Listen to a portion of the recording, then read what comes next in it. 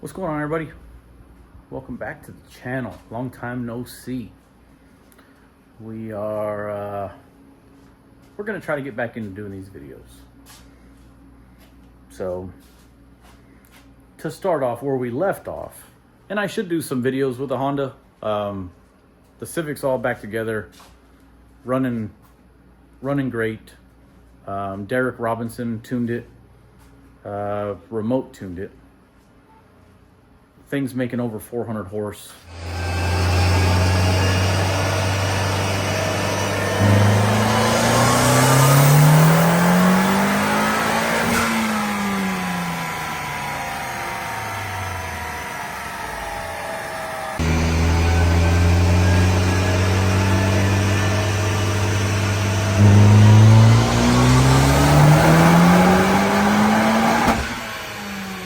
Little 1.5 liter on some E40, E43, 45 ethanol. You know, fuel system won't support full 85.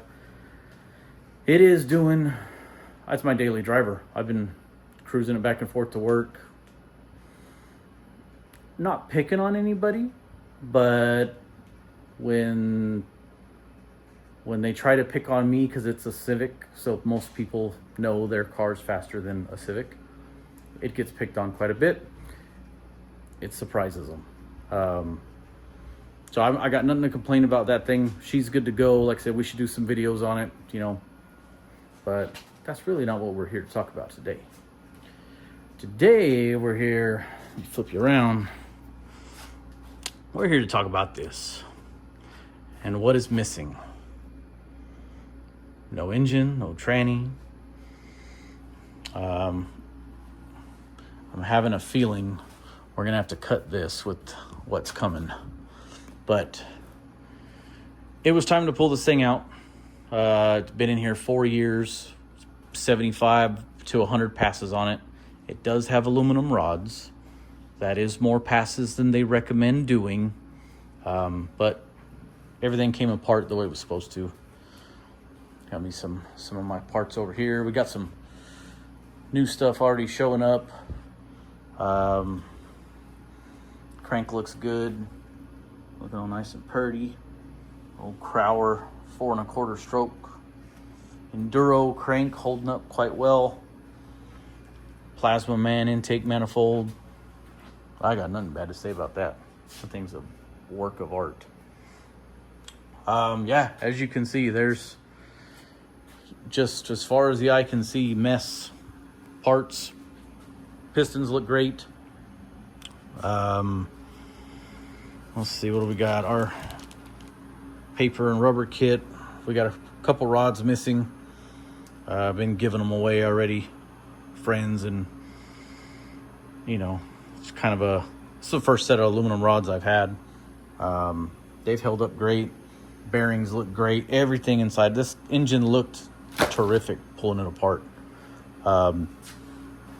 We went ahead and pulled the transmission apart, and my buddy Pat, as soon as we popped it apart, grabs a stack of these, you know, clutches, looks at them, nothing wrong with it, throw it back together. I mean, everything. You wouldn't think this thing has any passes on it. It gets street drove. It not much. I mean, we're talking a couple miles here, a couple miles there, but I mean, the worst ones are. This is second gear. You can see it's got a little ring on it. Nothing terrible. I have what's called a tree killer valve body trans brake, and it allows me to leave in second gear with the trans brake or in first. Now I have a different set of gears in this transmission. That's the EX400 1+2.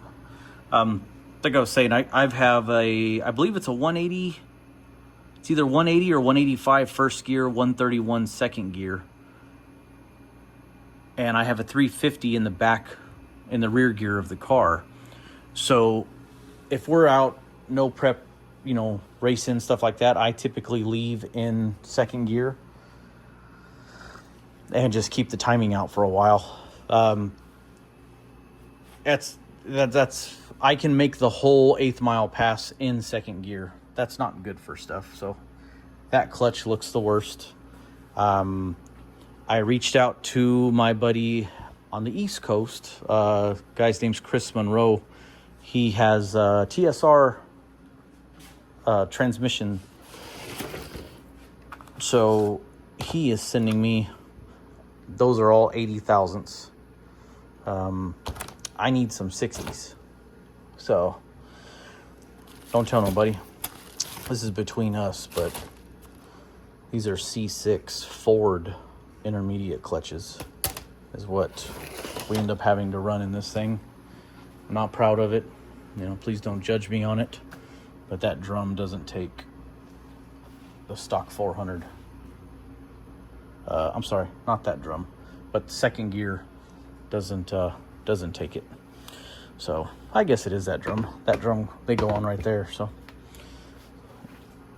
is what it is. Don't judge me, please. But yeah, it looks great. It's hard to believe it's been in for 4 years with, beating on it and,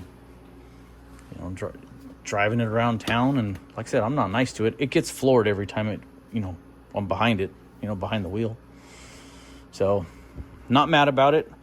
As soon as we get those parts from Chris, we'll have the transmission back together. Not a problem. Engine's been honed. This is the 540 right here. As soon as I get rods, which unfortunately won't be till December 4th, I believe they ship from MGP, I can take it. We are going a little longer on the rod and a little thicker. So I will have to balance the rotating assembly. That should take a week or two. And then as soon as that's done, we'll be, throwing this thing back together, no problem. I got my buddy Brandon's 468 here. Just, new bearings, cleaned it up a little bit. This is just a temporary deal to get him through to his next engine. But yeah, one thing you're not seeing in here is the blower. So let me bring you up to speed on that. I'm not nice to my blower. That is a 40 bottom pulley and a 28 top pulley. That equals 43% overdrive. That blower from the blower shop, it's pretty, but it's not really designed for all that. It's more of a, I don't know. I don't know how to word it. I'm not a big fan of that blower. I've had trouble with it since I got it, until I started taking it to a local guy here named Mad Dog Blowers. He's been great. We locked that blower up a couple times when it was new, and the blower shop kind of said, "Oh, it's your fault. It's too lean." So, okay, it's a 11.5 air fuel ratio. To me, that's not lean. That's pretty safe. This is back when it was on gas. So I fattened it up, both carburetors. I had 2,000 CFM of carburetor on it. This was way before we were running 43, percent overdrive. This was 13% overdrive. So went around the block, same place. After I got it back from them, it locked up again. Yeah. Took it to Monty. He's the one that he's Mad Dog Blowers. Fixed everything. Haven't had a problem since. But I am asking a lot out of that blower right now. As I'm seeing around online, guys are, they're same combo as me, 540, but they're able to get 20-30% of overdrive and have 30 pounds of boost. And this is with 540s that are 12 degree headed, stuff that flows better. Mine are still 26 degree heads. They're Brodix Dragon Slayers. They're good heads, but I'm sure they don't flow what a 12 degree head flows. So I'm trying to fix that. So it looks like we've got the 1471. I'm having it rebuilt right now, just restriped, you know, just double check everything. And then we got it hopefully sold. And I'm trying to pick up a Fowler F11 1471 and have it gone through, you know, as you should always anytime you get a used blower. And that should do better. From what I was hearing today, they seem to be bigger than a 1471, but they still label them as a 1471. But I don't care. I'm good with that. I want more boost. And if I don't have to spin the blower as hard to get it, that's a win-win. But yeah, that's where we're at. We are hurry up and waiting now. Like I said, probably in a few days I'll have the clutch parts for the transmission, so we can finish that up. I'll do a quick little time lapse or something like that of it going back together. That's the cool thing about this whole deal, is we're in a garage. There's no fancy shops. There's nothing like that. We're doing what we can with what we got. Yeah, you can go faster. Yeah, you can do it better. Not saying that's, you know, this is the best way to do it, but it's a lot of fun seeing how fast we can make something go out of a garage. So she's still a real car. She's all steel, all glass. Like, it's not cut up, hacked up.